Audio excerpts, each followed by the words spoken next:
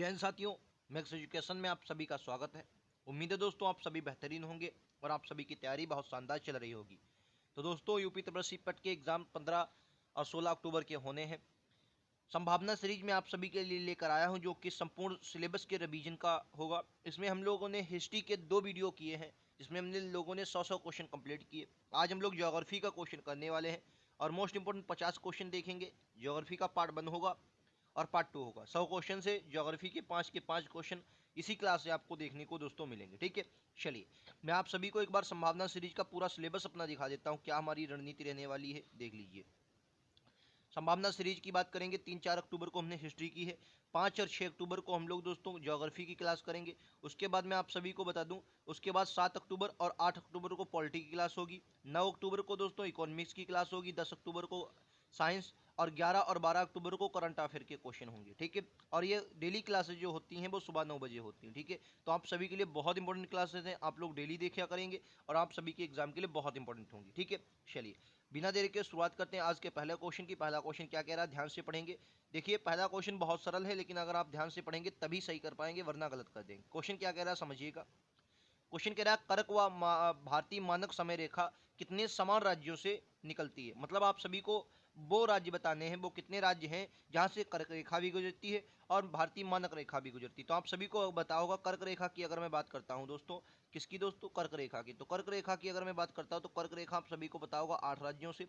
बाकी अगर मैं मानक रेखा की बात करता हूं, मानक रेखा जो भारत की है ये आपकी 5 राज्यों से होती है। ठीक है, लेकिन लेकिन दोस्तों एमपी और छत्तीसगढ़, एमपी और छत्तीसगढ़ क्या बोलेंगे दोस्तों, छत्तीसगढ़ 2 ऐसे राज्य हैं जहां से दोस्तों कर्क रेखा भी जाती है, जहां से मकर रेखा भी जाती है। तो राइट आंसर क्या होगा, 2 ऐसे राज्य। अच्छा, कमेंट बॉक्स में आप सभी को यह बताना है कि मानक रेखा और कर्क रेखा एक दूसरे को किस राज्य में काटती हैं। तो क्या बोलेंगे, एक दूसरे को काटने की अगर बात आएगी तो छत्तीसगढ़ में एक दूसरे को आपस में काटती हैं। अच्छा, एक बात और भी याद रखेंगे दोस्तों, अगर क्वेश्चन पूछा जाए कि कर्क रेखा किस राज्य को 2 बराबर भागों में बांटती है। हालांकि कर्क रेखा दोस्तों 8 राज्यों से होकर गुजरती है, लेकिन अगर बुझाया किस राज्य को 2 बराबर भागों में बांटती है तो क्या बोलेंगे, तो आपको एमपी याद रखना है। कौन से, एमपी, एमपी से 2 बराबर भागों में निकलती है। क्लियर है, आप सभी को ये क्वेश्चन याद रखना इंपॉर्टेंट हो जाएगा। चलिए नेक्स्ट क्वेश्चन पर बढ़ा जाए। अगला क्वेश्चन आप सभी की स्क्रीन पर ये रहेगा दोस्तों, कह रहा भारत का सुदूर पूर्वी बिंदु क्या है। वेरी इंपॉर्टेंट क्वेश्चन है, भारत का सुदूर पूर्वी बिंदु क्या है। अगर मैं भारत की स्थिति की बात करता हूं, ठीक है, भारत की स्थिति की बात करता हूं तो आप सभी को पता होगा।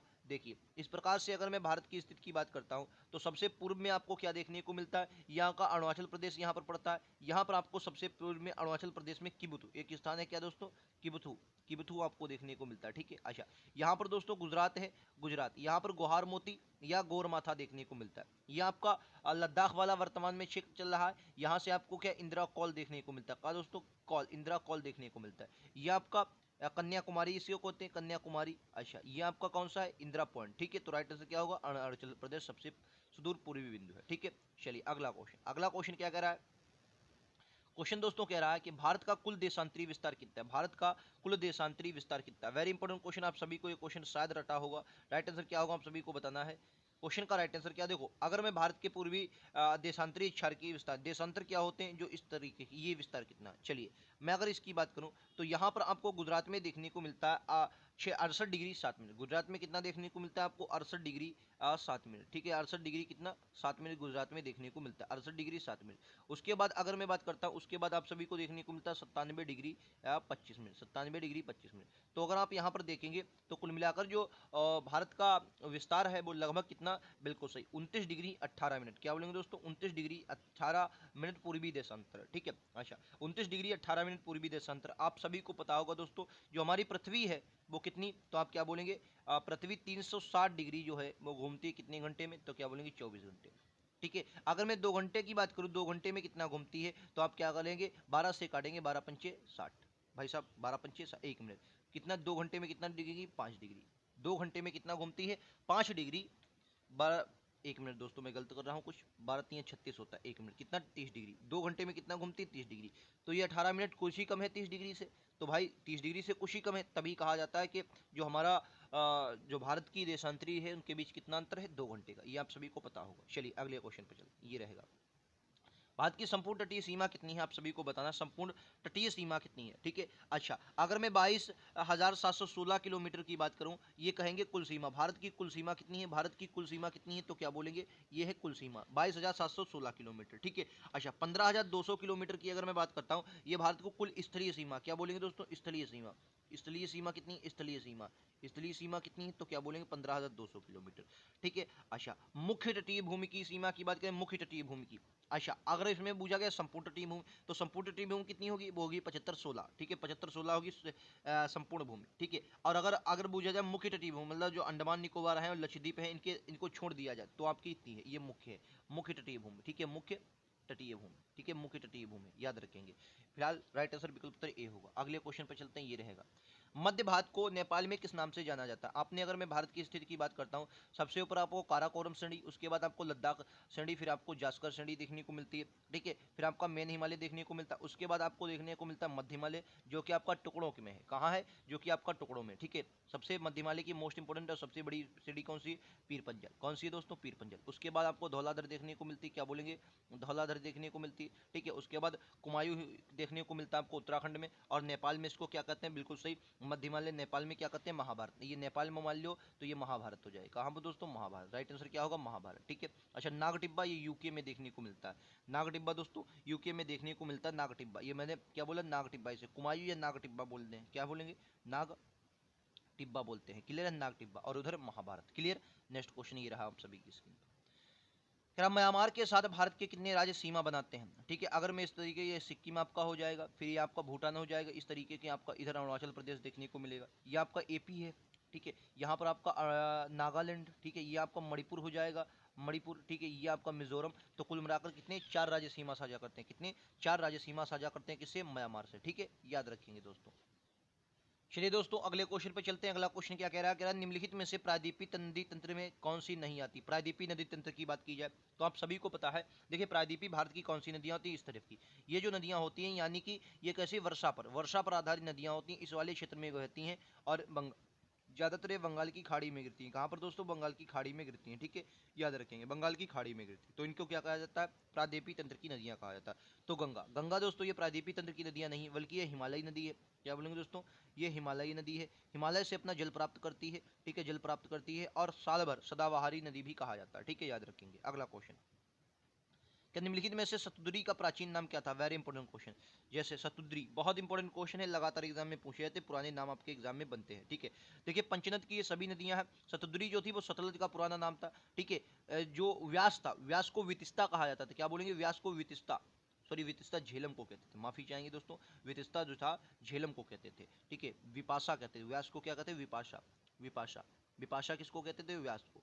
रावी, रावी को परशुणी कहा जाता था, क्या बोलेंगे, परशुणी, और परशुणी नदी के किनारे ही क्या हुआ था, दसरा की युद्ध, झेलम को वितिस्ता कहा जाता था, वितिस्ता, ठीक है। अच्छा, अस्किनी किसे कहा जाता है, बोलेंगे, अस्किनी, एक मिनट दोस्तों, अस्किनी किसे कहा जाता है, चिनाब को, चिनाब को अस्किनी कहा जाता है, क्लियर है, उम्मीद है आप सभी को समझ में आ रहा होगा। चलिए नेक्स्ट क्वेश्चन पर चला जाए। अच्छा, ये रहेगा अगला, सिंधु घाटी नदी भारत में किस स्थान से प्रवेश करती है, सिंधु जो नदी है भारत में किस स्थान पर प्रवेश करती है, आप सभी को पता होगा। ये हालांकि दमचोक नामक स्थान से भारत में प्रवेश करती है, ठीक है, कहाँ से, दमचोक नामक प्रवेश से निकलती है। सिंधु नदी उद्गम स्रोत तिब्बत के मानसरोवर झील के निकट कैलाश पर्वत के उत्तरी ढाल से होता है। इसकी अगर प्रमुख नदियों की मैं बात करूँ तो श्योक, कौन सी हो जाएगी, श्योक इसकी प्रमुख सहायक नदी है। एक आपकी गिलगित, आपकी बाकी पंचनद तो आप सभी को पता है, जो आपको ना पता मैं लिखवाता हूँ। ये जास्कर एक नदी है, बहुत फेमस नदी है, वो भी इसकी सहायक नदी हो जाएगी, ठीक है। बाकी झेलम, चिनाब, रावी, सतलज ये तो आप सभी को पता ही होगा, ठीक है। शिव को याद रखना, गिलगित, जास्कर ये भी इसकी सहायक नदियां हैं। नेक्स्ट क्वेश्चन पर चलेंगे, क्या श्रीनगर शहर निम्नलिखित में से किस नदी पर बसा हुआ, झेलम, ब्यास, रावी, चिनाब। तो क्या बोलेंगे, श्रीनगर की अगर बात करेंगे तो ये नदी है जो आपको याद रखना है पाकिस्तान की सीमा बनाती है, भारत और पाकिस्तान की सीमा बनाती है। किशन गंगा इस नदी की बहुत इंपॉर्टेंट सहायक नदी, क्या बोलेंगे, किशन गंगा, किशन गंगा बहुत इंपॉर्टेंट सहायक नदी किसकी, झेलम की, झेलम की बहुत इंपॉर्टेंट नदी है, किशन गंगा सहायक नदी है, याद रखेंगे। अच्छा, अनंतनाग एवं बारामूला के बीच नौकागम्य है झेलम नदी, ये भी याद रखना है, ठीक है। और मिलती कहाँ पर है, चिनाब नदी में मिल जाती है, कहाँ पर दोस्तों, चिनाब नदी में, चिनाब, एक मिनट दोस्तों, चिनाब नदी में मिल जाती है, याद रखें, कहाँ पर, चिनाब नदी में मिल जाती है। अगला ये रहेगा आप सभी की स्क्रीन पर, कह रहा सिंधु नदी की सबसे बड़ी सहायक नदी कौन सी, रटा होगा आप सभी को, सिंधु की सबसे बड़ी सहायक नदी कौन सी हो जाएगी, तो क्या बोलेंगे सिंधु की सबसे बड़ी सहायक नदी अगर पूछा जाए तो क्या बोलेंगे, बी बोलेंगे, और राइट आंसर क्या होगा, चिनाब। चिनाब के साथ जाएंगे, सिंधु की सबसे बड़ी नदी हो जाएगी, याद रखेंगे, जो आपके एग्जाम में पूछी जाएगी। ठीक है, लंबाई की अगर बात की जाए तो 1180 किलोमीटर, क्या बोलेंगे 1180 किलोमीटर इसकी लंबाई होती है। हिमाचल प्रदेश निकलती कहाँ से, तो क्या बोलेंगे हिमाचल प्रदेश से ये आपकी निकलने को आपको देखने को मिलती है, ये भी बात आपको याद रखना है। पहले ये क्या होती है, दो भागों में, एक आपका चंद्र चंद्र और एक आपकी भागा, भागा एक आपकी चंद्र एक आपकी भागा नाम से बहती हुई आगे की ओर जाकर मिल जाती है। ठीक है, चलिए नेक्स्ट क्वेश्चन पर चलते हैं, अगला रहेगा ये, मेरा पटकाई बुम की पहाड़ियां स्थित हैं। पटकाई बुम की पहाड़ियां कहाँ स्थित है आप सभी को बताना है। पटकाई बुम की पहाड़ियां आप सभी की अगर मैं बात करता हूं इस क्वेश्चन की तो याद रखेंगे पटकाई बुम की जो पहाड़ियां हैं ये महान हिमालय का ही भाग है। ठीक है, और आपको इस प्रकार से देखने, यहाँ पर अराकानियुमा, यहीं पर पटकाई बुम की श्रेणियां देखने को मिलती जो कि आपके अरुणाचल प्रदेश में। ठीक है, और ये म्यांमार और भारत के बीच सीमा भी बनाती हैं, अंतर्राष्ट्रीय सीमा का निर्धारण भी करती हैं भारत और म्यांमार के बीच। क्लियर है आप सभी को, उम्मीद है ये बात समझ में आ रही होगी। क्लियर है, चलिए अच्छा अगले क्वेश्चन पर चलता है। अगला क्वेश्चन ये रहेगा आप सभी की स्क्रीन पर, कह रहा महाराजा रणजीत सिंह बांध कहां पर बनाया गया। वेरी इंपॉर्टेंट क्वेश्चन है, महाराजा रणजीत सिंह बांध कहा जाता है, किस बांध को महाराजा रणजीत सिंह भी बांध कहा जाता है। अगर मैं बगलिहार की बात करूं, बगलिहार हो गया, सलाल हो गया, ये सभी चेनाब नदी पर है। कहां पर दोस्तों, चिनाब, चिनाब नदी पर देखने को मिलते हैं। ठीक है, टिहरी बांध भागीरथी नदी पर के, भागीरथी, भागीरथी क्या बोलेंगे, भागीरथी नदी के तीन बांध परियोजना कहां पर है दोस्तों, रावी नदी पर है, रावी नदी पर। इसे ही क्या कहा जाता है, महाराजा रणजीत सिंह बांध भी कहा जाता है, रावी नदी पर है, याद रखेंगे। ठीक है, रावी नदी पर है, याद रखेंगे। क्लियर है, रावी नदी पर पता है तीन बांध परियोजना। क्लियर है, उम्मीद है समझ में आ रहा होगा। चलिए अगले क्वेश्चन पर देखिए, इसे महाराजा रणजीत सिंह बांध भी कहा जाता है।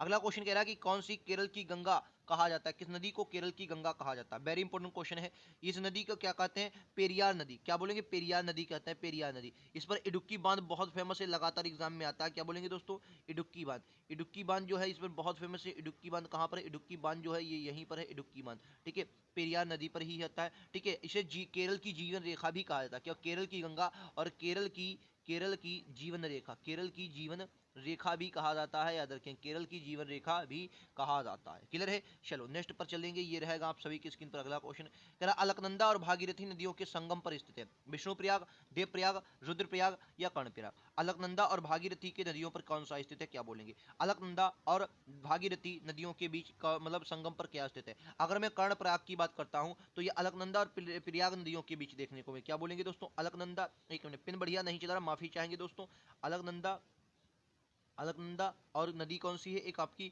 पिंडार नदी है, क्या बोलेंगे दोस्तों, पिंडार। ठीक है, अच्छा रुद्रप्रयाग पूछ लिया जाए तो अलकनंदा, ए बना देता हूं मैं, अलकनंदा और किसके बीच, मंदाकिनी के बीच, मंदाकिनी, अलकनंदा और मंदाकिनी के बीच। ठीक है, देवप्रयाग ये आपका अलकनंदा और भागीरथी के बीच देखने को मिलता है। ठीक है, देवप्रयाग, अलकनंदा और भागीरथी। विष्णुप्रयाग कहाँ पर देखने को मिलेगा, धौली गंगा, धौली गंगा और अलकनंदा। ठीक है, धौली गंगा और अलकनंदा के बीच। क्लियर है, उम्मीद है आप सभी को समझ में आ रहा होगा। चला जाए नेक्स्ट, ये अगला क्वेश्चन ये रहेगा, कह रहा गंगा को बांग्लादेश में किस नाम से जाना जाता है। देखो हुगली गंगा की ही सहायक नदी है, पद्मा, पद्मा कहा जाता है। ब्रह्मपुत्र को जमुना कहा जाता है, क्या बोलेंगे, ब्रह्मपुत्र को क्या कहा जाता है, जमुना। और इनकी दोनों की, गंगा और जमुना मतलब गंगा, गंगा और यमुना, सॉरी यमुना कह रहा हूं मैं, जमुना, जमुना है, ब्रह्मपुत्र कह लो, क्या बोलेंगे दोस्तों, ब्रह्मपुत्र की संयुक्त धारा को क्या कहा जाता है, मेघना कहा जाता है। जब ये आगे बढ़ती है इनको मेघना कहा जाता है। क्लियर है, उम्मीद है आप सभी को समझ में आ रहा होगा, जब दो धाराओं में जाती है। क्लियर, नेक्स्ट क्वेश्चन ये रहेगा, क्या निम्नलिखित में से अरब सागर में गिरने वाली नदी नहीं है, नहीं है भैया, बहुत इंपॉर्टेंट, महानदी अरब सागर में नहीं गिरती है। कहाँ पर सर गिरती है, बे ऑफ बंगाल, इस तरीके से सबसे ऊपर गिरती है। ठीक है, तो क्या बोलेंगे, ये बे ऑफ बंगाल यानी कि बंगाल की खाड़ी में। महानदी की बात करें, छत्तीसगढ़ की, छत्तीसगढ़ की, छत्तीसगढ़ की सिहावा पहाड़ियों से निकलती, कहाँ से दोस्तों, सिहावा, सिहावा पहाड़ियों से निकलती है। ठीक है, पहाड़ियों से निकलती, सिहावा पहाड़ियों से निकलती, छत्तीसगढ़ की सिहावा पहाड़ियों से निकलती है। बाकी माही, नर्मदा, ताप्ती ये आपकी कहाँ पर गिरती हैं, कहाँ पर भैया, अरब सागर में। एक और क्वेश्चन पूछ दूं, अगर पूछा जाए भारत की चौथी सबसे बड़ी नदी, भारत की चौथी, ये पूछा जाने वाला क्वेश्चन, भारत की चौथी सबसे बड़ी नदी, तो क्या बोलेंगे भैया, नर्मदा। नर्मदा जो है भारत की चौथी सबसे बड़ी नदी है। ये भी क्वेश्चन आप सभी को याद रखने, एग्जाम में छपेगा तो गलत नहीं करना। ठीक है, चलो अगले क्वेश्चन पर चलता हूँ। अगला क्वेश्चन ये रहेगा, क्या निम्नलिखित में से अरब सागर में गिरने, ये तो भाई रिपीट हो गया, माफी चाहेंगे। अगला क्वेश्चन, क्या पश्चिम की ओर बहने वाली, पश्चिम की ओर बहने वाली भारत की सबसे लंबी नदी, पश्चिम मतलब जो आपकी अरब सागर में गिरती है, पश्चिम की ओर बहने वाली सबसे लंबी नदी पूछी है तो भी आप क्या बोलेंगे, नर्मदा ही बोलेंगे। ठीक है, लगभग 1376 के आसपास, देखो सबसे लंबी होती है 2525 किलोमीटर के आ जाएंगे गंगा सबसे लंबी। उसके बाद आती है 1465 किलोमीटर भैया गोदावरी, ठीक है। उसके बाद आता है 1401 किलोमीटर आपकी कृष्णा। उसके बाद नर्मदा का स्थान है, ठीक है, याद रखेंगे। चलिए अगले क्वेश्चन पर चलते, ये रहेगा। कह रहा भारत की सीमांत लंबाई कितनी है? भारत की सीमांत लंबाई कितनी है? अभी इस क्वेश्चन पर हमने बात भी की थी, भारत की सीमांत लंबाई कितनी है? तो क्या बोलेंगे, सीमांत लंबाई या स्थलीय लंबाई भी कहा जाता है। राइट आंसर क्या होगा, 15,200 किलोमीटर। क्या बोलेंगे दोस्तों, 15,200 किलोमीटर सीमांत या स्थायी लंबाई कहते हैं, 15,200 किलोमीटर। अच्छा, भारत की कुल लंबाई अभी बताया था भैया कि ये क्या है, भारत की कुल लंबाई। क्या बोलेंगे दोस्तों, ये कुल लंबाई है, ठीक है। अच्छा, कुल लंबाई है कि ना, अच्छा क्लियर है। चलिए नेक्स्ट क्वेश्चन पर चलते हैं, ये रहेगा। करा हिमाचल प्रदेश में कौन सी नदी चंद्रभागा के नाम से जाने, अभी बता कर आया, चंद्रभागा के नाम से कौन सी नदी है, चिनाब नदी की, ठीक है। वेदों में इसे क्या कहा जाता था, अश्किनी कहा जाता था। वेदों में इसे दोस्तों अश्किनी कहा जाता था, याद रखें, वेदों में इसे अश्किनी कहा जाता था। चंद्रभागा नाम से बहती हुई आगे निकल जाती है, याद रखेंगे। और हिमाचल प्रदेश में बारालाचा दर्रे से निकलती, कहाँ से निकलती है, हिमाचल प्रदेश में। दर्रा कौन सा हो जाएगा, तो बारालाचा दर्रा। क्या बोलेंगे, बारालाचा दर्रा, लाचा दर्रा, बारह लाचा दर्रा। क्लियर है, आप सभी को याद रखना है। चलिए नेक्स्ट क्वेश्चन ये रहेगा भाई, अगला क्वेश्चन। तेरा गारो खासी जंतिया पहाड़ियां किस राज्य में? राज्य आपका कौन सा है, मेघालय, ठीक है। और अच्छा इंपॉर्टेंट है, ये इनका क्रम भी पूछ लिया जाता है, तो ये इसी क्रम में है, गारो खासी जंतिया, ठीक है। किस राज्य में है दोस्तों, ये मेघालय में देखने को मिलती है। और अगर देखो मेघालय में है स्थान, आपको पता होगा चेरापूंजी और मनीषराम। क्या बोलेंगे दोस्तों, चेरापूंजी और मनीषराम, ठीक है। और एक इस पहाड़ी पर है, पूछा तो खासी पहाड़ी पर है, ये भी बात है। कौन सी दोस्तों, खासी पहाड़ी पर है, याद रखें। किस पर दोस्तों, ये खासी पहाड़ी पर है, ये भी बात आप सभी को याद रखनी है, ठीक है। चलो नेक्स्ट क्वेश्चन पर चलेंगे, ये रहा आप सभी की स्क्रीन पर।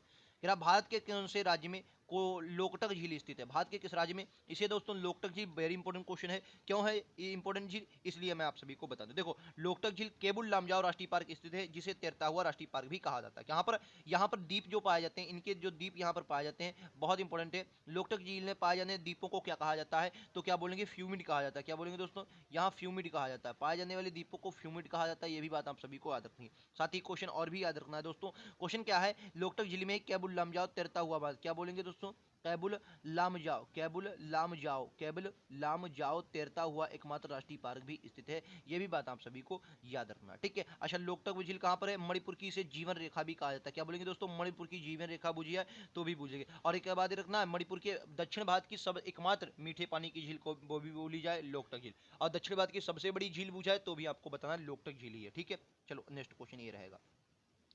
क्या हिमालय का सबसे ऊंचा और सबसे बड़ा भाग कौन सा? हिमालय का सबसे ऊंचा सबसे बड़ा भाग कौन सा? देखो, हिमालय को सिडनी बुरार्ड एक नाम था, सिडनी बुरार्ड। उन्होंने क्या किया, हिमालय को दोस्तों नदियों के आधार पर बांटा, नदियों को आधार पर, जिसमें सबसे ऊपर वाले ने हिमालय को, जिसे कश्मीर हिमालय, पंजाब हिमालय कहते हैं, इसको इन्होंने कहा कि सिंधु से सतलज के बीच। क्या बोलेंगे दोस्तों, सिंधु से सतलज के बीच है। क्या बोलेंगे, सतलज के बीच है, ठीक है, सिंधु से सतलज के बीच। अच्छा, सतलज के बीच। अच्छा, उसके बाद आपका कुमायूं हिमालय, ये आपका उत्तराखंड वाले में, इसे इन्होंने सतलज से सतलज से काली के बीच बांटा, ठीक है, सतलज से काली के बीच, ठीक है। उसके बाद आपका आता नेपाल हिमालय, इसे इन्होंने काली से तीस्ता के बीच, कहाँ से दोस्तों, काली से तीस्ता के बीच, काली से तीस्ता के बीच बटा, ठीक है, काली से तीस्ता के। उसके बाद असम हिमालय, ये आपका तीस्ता से कौन सी नदी, एक नदी है आपकी तीस्ता, जो आपकी कहाँ से निकलती है, बताएंगे भाई साहब, तीस्ता से ब्रह्मपुत्र से, ठीक है, ब्रह्मपुत्र से निकलती है, मतलब ब्रह्मपुत्र के बीच के बटा। अच्छा, अब कौन सा भाग आप सभी को पता होगा, बताओ माउंट एवरेस्ट कहाँ है? माउंट एवरेस्ट सबसे ऊंची भाग है भैया, कहाँ पर है, काली से तीस्ता नदियों के बीच, यानी कि नेपाल हिमालय। सबसे ऊंचा और सबसे बड़ा जो भाग है वो आपका कौन सा है, तो क्या बोलेंगे, बिल्कुल सही भाई साहब, कौन सा है, नेपाल हिमालय हो जाएगा। लगभग इसकी लंबाई 800 किलोमीटर है। माउंट एवरेस्ट यहीं पर स्थित है, कुमायूं हिमालय जो है वो असम हिमालय और पश्चिम में स्थित है, ठीक है। चलो नेक्स्ट क्वेश्चन ये रहेगा। क्या टिहरी बांध परियोजना किस राज्य में है? आप सभी को पता होगा, भागीरथी नदी तो रटा होगा, ठीक है। लेकिन राज्य पूछ लिया जाए तो क्या बोलेंगे, उत्तराखंड, बिल्कुल सही भैया, उत्तराखंड में स्थित है। कहां पर दोस्तों, उत्तराखंड में स्थित है, याद रखेंगे, याद रखेंगे। चलिए नेक्स्ट क्वेश्चन ये रहेगा, अगला। क्या भारत का उत्तरी मैदान किन नदियों की प्रणालियों द्वारा बना है? गंगा यमुना ब्रह्मपुत्र रटा होगा, सॉरी, गंगा यमुना ब्रह्मपुत्र, गंगा सिंधु नर्मदा यहाँ पर नहीं है, गंगा सिंधु, सिंधु ब्रह्मपुत्र, सिंधु नदी आती भी नहीं है भाई साहब, ऑप्शन नंबर सी होगा, गंगा सिंधु एवं ब्रह्मपुत्र। ये सिंधु का मतलब ऐसा नहीं कि सिंधु आती, लेकिन सिंधु की कुछ सहायक नदियां भी यहाँ पर आती हैं, ठीक है। जैसे सिंधु की कुछ सहायक नदियां आती हैं। अब गंगा को जो उत्तर भारत का पूरा मैदान है, इसमें पंजाब वगैरह वाला क्षेत्र भी आता है, पंजाब का मैदान कुछ आता है, गंगा का मैदान भी आता है। अगर गंगा का मैदान पूछता है तो सिर्फ हम गंगा लगाते हैं, गंगा यमुना की सहायक नदियों से। लेकिन यहाँ पर उत्तरी मैदान पूछा है तो उसमें सिंधु को भी हमें लेना पड़ेगा, ठीक है। चलो नेक्स्ट क्वेश्चन पे चलेंगे, ये रहेगा। क्या है भारत का उत्तरी मैदान किन प्रणालियों द्वारा बना हुआ है? तो यार वही रिपीट हो गया क्वेश्चन, माफी चाहेंगे, अगला लीजिए।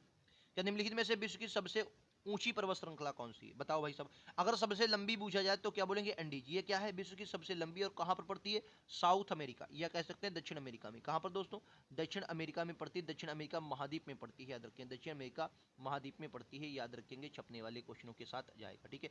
रॉकी पर्वत कहां पड़ता है? ये आपका उत्तरी अमेरिका में पड़ता है। कहां पर दोस्तों? उत्तरी अमेरिका में पड़ता है, ठीक है, याद रखेंगे, उत्तरी अमेरिका में पड़ता है। हिमालय पर्वत, हिमालय पर्वत दोस्तों जो हो जाएगा हिमालय पर्वत, ये आपका क्या है? हिमालय पर्वत, सबसे ऊंची पर्वत श्रृंखला हिमालय पर्वत की, ठीक है, याद रखेंगे, जो आपके एग्जाम में छपेगी भाई साहब, जो आपके एग्जाम में छपेगी, ठीक है, याद रखेंगे। सबसे इंपॉर्टेंट क्वेश्चन है, लगातार एग्जाम में पूछा जाने वाला, ठीक है। चलिए अगला क्वेश्चन ये रहेगा, शेषनाग तथा वेरीनाग झीलें निम्नलिखित में से किस पर्वत श्रेणी पर स्थित है? Very important question. शेषनाग और वेरीनाग बहुत इंपॉर्टेंट है भैया, ये सभी जम्मू कश्मीर में स्थित है। और ये भी याद रखना, ये कहां पर? जास्कर, जास्कर पर स्थित है। जास्कर ये ट्रांस हिमालय का भाग है। किसका दोस्तों? ये आपका याद रखना है, ट्रांस हिमालय का भाग। किसका भाई साहब? ये ट्रांस हिमालय का भाग है, ये भी बात आप सभी को याद रखना है, ठीक है। चलो नेक्स्ट क्वेश्चन पर चलेंगे, ये रहेगा, निम्नलिखित में से कौन सा पर्वत शिखर उत्तराखंड में नहीं है? ये भी बताना है, कौन सा पर्वत शिखर उत्तराखंड में नहीं है? बताएंगे भाई साहब, कौन सा पर्वत शिखर उत्तराखंड में नहीं है? तो क्या बोलेंगे? अन्नपूर्णा। अन्नपूर्णा आपको उत्तराखंड में नहीं। नंदा देवी उत्तराखंड का सबसे ऊंचा चोटी है, नंदा देवी उत्तराखंड की सबसे ऊंची चोटी है। बाकी जो अन्नपूर्णा है ये आपकी यहाँ पर नहीं पड़ती, अन्नपूर्णा आपकी यहाँ पर नहीं पड़ती है, इसको भी आपको याद रखना है। चलो नेक्स्ट क्वेश्चन पर चलेंगे, ये रहेगा आप सभी की स्क्रीन पर अगला क्वेश्चन। भारत की दूसरी सबसे ऊंची चोटी कौन सी? भारत की दूसरी सबसे ऊंची चोटी कौन सी? त्रिशूल, नंदा देवी, नंगा पर्वत या कामेर? तो यहाँ पर हम लोग नंगा पर्वत लगाएंगे और आपको जम्मू कश्मीर में देखने को मिलता है नंगा पर्वत, ठीक है। हालांकि यहाँ पर दूसरी सबसे ऊंची, यानी कि इन्होंने केटू को नहीं माना, और सबसे ऊंची चोटी इन्होंने जो माना वो कंचनजंगा को माना। क्या बोलेंगे? कंचनजंगा को माना, ठीक है, कंचनजंगा को माना, कंचनजंगा, ठीक है, कंचनजंगा को माना। अगला क्वेश्चन ये रहेगा, दूसरी सबसे, ये तो यार रिपीट आज क्वेश्चन बहुत हो गया, माफी चाहेंगे इसके लिए। जम्मू को श्रीनगर से कौन सा दर्रा दर्रा जो है वो जोड़ता है? जम्मू को श्रीनगर से जोड़ने वाला दर्रा कौन सा है? जम्मू को श्रीनगर से जोड़ने वाला दर्रा कौन सा? तो क्या बोलेंगे? बानिहाल दर्रा। बानिहाल दर्रा जो है ये जम्मू को श्रीनगर से जोड़ता है, जम्मू को श्रीनगर से जोड़ता है। बानिहाल दर्रे को श्रीनगर का प्रवेश द्वार भी कहा जाता है, ये भी याद रखना है, ठीक है। अच्छा, बुर्जिल दर्रा ये गिलगिट को जोड़ता है, ये भी याद रखना है। काराकोरम सबसे ऊंचाई पर स्थित दर्रा। सिपकिले दर्रे से क्या होती है? सतलज नदी दोस्तों प्रवाहित करती है। क्या बोलेंगे? सतलज नदी क्या होती है? प्रवेश करती है, ठीक है। अच्छा, काराकोरम ये सबसे ऊंचाई पर स्थित है। क्या बोलेंगे? सबसे ऊंचाई पर स्थित दर्रा है, ठीक है, सबसे ऊंचाई पर स्थित दर्रा है, याद रखेंगे। आओ नेक्स्ट क्वेश्चन ये रहेगा आप सभी की स्क्रीन पर। क्या विश्व का सबसे ऊंचा दर्रा कौन सा? विश्व का सबसे ऊंचा दर्रा अभी बताया भैया, कौन सा? काराकोरम। नाथुला जेलपला ये कहां पर स्थित है? ये सिक्किम में बहुत फेमस दर्रे हैं, लगातार एग्जाम में बनते हैं सिक्किम में, ठीक है, सिक्किम में नाथुला जेलपला। पीर पंजाल ये आपका कहां पर है? ये भी जम्मू कश्मीर में देखने को मिलेगा, जोजिला जम्मू कश्मीर। नेक्स्ट क्वेश्चन, कैराज निम्नलिखित में से कौन सा दर्रा हिमाचल प्रदेश में नहीं है? हिमाचल प्रदेश, बाड़ालाचा, रोहतांग, सिपकिला, वानिहाल। तो क्या बोलेंगे? बिल्कुल इंपॉर्टेंट क्वेश्चन हो जाएगा, बाड़ालाचा, सिपकिला, रोहतांग या वानिहाल। तो क्या बोलेंगे? बिल्कुल सही। राइट आंसर क्या होगा आप सभी को बताना है भाई साहब। तो क्या बोलेंगे? बानिहाल दर्रा। बानिहाल दर्रा ये आप सभी को याद रखना है, जम्मू कश्मीर पड़ता है, अभी हमने देखा था। और अच्छा देखो, बाड़ालाचा की अगर बात करें, बाड़ालाचा तो आपको याद रखना है ये मनाली को लेह से जोड़ता है। कहाँ से? मनाली को। ये भी क्वेश्चन आपको एग्जाम में बनते हैं, तो मनाली प्लस लेह को जोड़ता है, याद रखें, मनाली को लेह से जोड़ता है। उसके बाद आपको रोहतांग दर्रा है, रोहतांग दर्रा याद रखेंगे, ये रावी नदी का उद्गम स्थल। क्या बोलेंगे? ये रावी नदी का उद्गम है, बहुत इंपॉर्टेंट, रावी नदी का क्या है? उद्गम स्थल है, ठीक है। अच्छा, सिपकला से सतलज नदी भारत में प्रवेश करती है, सबको रटा होगा। और ये भारत और तिब्बत को जोड़ता है, ठीक है, यानी कि शिमला, भारत की जगह आप शिमला लिख लें, अच्छा होगा, क्योंकि शिमला भारत का हिस्सा है। और ये तिब्बत को जोड़ता है, याद रखेंगे, बहुत इंपॉर्टेंट क्वेश्चन लगातार एग्जाम में बनता है, ठीक है। चलो नेक्स्ट क्वेश्चन पर चलेंगे, अगला क्वेश्चन ये रहेगा, अगला क्वेश्चन आप सभी की स्क्रीन पर दोस्तों ये रहेगा, क्या नाथुला जर्रा भारत के किस राज्य में? नाथुला और जेलपला अभी बताया कहां पर है दोस्तों? ये सिक्किम में पड़ते हैं, बहुत इंपॉर्टेंट है और आपके एग्जाम में लगातार पूछे भी जाते हैं, ठीक है। अरुणाचल प्रदेश में यांग्याप पूछा जाए, यांग्याप, यांग्याप क्यों इंपॉर्टेंट है? क्योंकि यहाँ से जो ब्रह्मपुत्र नदी है वो भारत में प्रवेश करती है। दिफू, दिफू भी कहाँ पर है? ये भी आपका यहीं पर है, अरुणाचल प्रदेश में। यांग्याप हो गया, दिफू हो गया, ठीक है। सेला दर्रा इसमें चर्चा में है, क्योंकि यहाँ पर सेला सुरंग बनाई जा रही है, ये भी आपको याद रखना कहाँ पर है? अरुणाचल प्रदेश में ही है, ठीक है। चलो अगला क्वेश्चन ये रहेगा, क्या विश्व का सबसे बड़ा नदी द्वीप निम्नलिखित में से किस नदी पर है? सबको पता होगा, ब्रह्मपुत्र पर। कौन सा नदी द्वीप है भाई साहब? माजुली, माजुली, माजुली, माजुली नदी द्वीप है। नदी द्वीप कैसे बनते हैं? देखो ऐसा होता है, ऐसे एक नदी बहती चली जा रही है, ठीक है, बीच में कोई मट्टी पड़ गई, तो ये क्या हुई? एक नदी इधर निकल गई, फिर एक नदी इधर के, फिर से एक जाकर एक हो गई। तो इसी तरीके से जो आकृति बन जाती है मट्टी नुमा, मिट्टी की जो आकृति बन जाती है, लाकर या अपना जो वगैरह, उसे ही नदी द्वीप कहा जाता है। विश्व का सबसे बड़ा नदी द्वीप जो है वो माजुली है, आपको याद रखना, ठीक है। विश्व का सबसे बड़ा नदी द्वीप ब्रह्मपुत्र नदी पर स्थित है, माजुली, ठीक है, याद रखेंगे। चलिए नेक्स्ट क्वेश्चन पर चलेंगे, ये रहेगा, ये तो यार फिर से रिपीट हो गया, क्या चित्रकूट जलप्रपात किस नदी पर स्थित है? वेरी इंपॉर्टेंट क्वेश्चन, चित्रकूट जलप्रपात किस नदी पर स्थित है? तो क्या बोलेंगे? चित्रकूट जलप्रपात याद रखेंगे ये इंद्रावती नदी पर स्थित है। कौन सी नदी? इंद्रावती। एक मिनट यार, एक मिनट भाई साहब, एक मिनट एक मिनट, ये भैया क्वेश्चन किसलिए इंद्रावती नदी पर स्थित है, ये भी बात आप सभी को याद रखना है। और याद रखेंगे चित्रकूट जो इंद्रावती नदी है दंडकारण्य पठार की प्रमुख नदी है। क्यों से? दंडकारण्य पठार। क्या बोलेंगे दोस्तों? दंड कारण्य पठार, ठीक है, याद रखेंगे। इंपॉर्टेंट क्यों है? क्योंकि भाई साहब इंद्रावती नदी है। और गोदावरी की सहायक है। सहायक किसकी दोस्तों? गोदावरी की। एक मिनट दोस्तों, कहाँ की सहायक नदी है? गोदावरी की। गोदावरी की सहायक नदी है, याद रखेंगे, ठीक है। किसकी? गोदावरी की सहायक। चित्रकूट जलप्रपात छत्तीसगढ़ में इंद्रावती नदी पर स्थित है और है कहाँ पर? ये छत्तीसगढ़, छत्तीसगढ़, ठीक है, अभी याद रखेंगे। चलिए नेक्स्ट क्वेश्चन। भारत की सबसे लंबी तटरेखा वाला राज्य कौन सा है? वेरी इंपॉर्टेंट क्वेश्चन, आप सभी को पता होगा। अगर मैं बात करता हूँ भारत की सबसे लंबी तटरेखा वाले राज्य की, तो ये आपका कौन सा देखने को मिलता है? गुजरात। क्या बोलेंगे? गुजरात। गुजरात। गुजरात के बाद अगर पूछा तो क्या बोलेंगे? आंध्र प्रदेश, एपी, ठीक है। उसके बाद तमिलनाडु तीसरे नंबर, सबसे कम गोवा की है। तो अभी नंबर 1 पर गुजरात, नंबर 2 पर कौन सा? आंध्र प्रदेश, ठीक है, याद रखेंगे। चलिए नेक्स्ट क्वेश्चन चलेंगे अगला। क्या दीनदयाल उपाध्याय बंदरगाह कहाँ स्थित है? Very important question. Deendayal Upadhyay बंदरगाह कहाँ स्थित है? कांडला बंदरगाह को ही क्या कहा जाता है? दीनदयाल बंदरगाह। एक मिनट यार, बहुत गड़बड़ मामला हो रहा है भाई साहब। तो क्या बोलेंगे? कांडला बंदरगाह। दीनदयाल उपाध्याय बंदरगाह को ही क्या कहा जाता है दोस्तों? कांडला बंदरगाह कहा जाता है, याद रखेंगे, ठीक है। आशा बहुत इंपॉर्टेंट है। कांडला बंदरगाह ज्वारी बंदरगाह कैसा है? ये ज्वारी बंदरगाह कैसा है दोस्तों? ज्वारी बंदरगाह, ये भी बात आप सभी को याद रखना है। ज्वारी बंगाल, ठीक है, याद रखेंगे। चलिए नेक्स्ट क्वेश्चन ये रहेगा।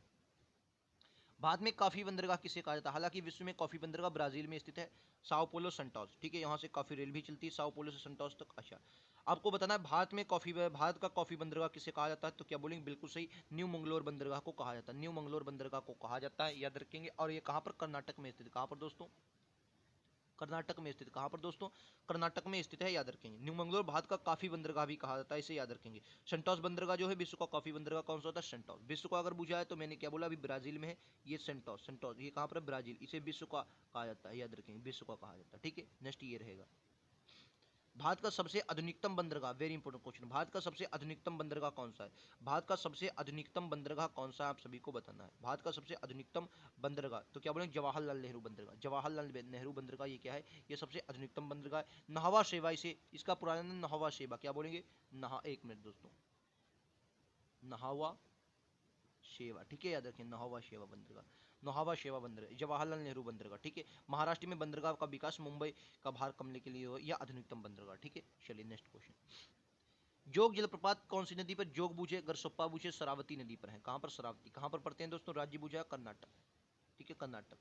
महात्मा गांधी नाम के इनको भी जाना जाता है, महात्मा गांधी नाम से। गैर बूझे, गैर सोप्पा, राजा रानी बूझे, महात्मा गांधी बूझे, एक ही इनका नाम है। जलप्रपात सबसे ऊंचा, ठीक है, पंक्तिबद्ध तरीके से सबसे ऊंचा, ठीक है। Next question.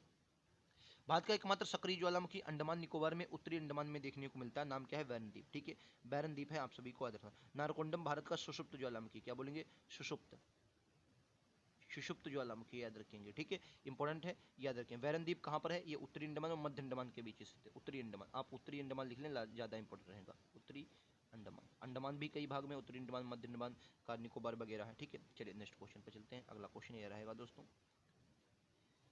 कह रहा है किस स्थान पर सबसे लंबे समय तक मौसम की औसत दशाओं को कहते हैं? किसी स्थान पर लंबे समय तक मौसम की औसत दशाओं को क्या कहा जाए? देखो एक बात है, जलवायु और मौसम में कुछ बहुत बड़ा अंतर नहीं। देखो मौसम क्या होता है? एक छोटी सी रचना को मौसम कहते हैं, लेकिन जब मौसम ये लंबे समय के लिए हो जाता है, बस इसे क्या कहते हैं? जलवायु कहते हैं। बस याद रखें, जलवायु यही अंतर है, ठीक है।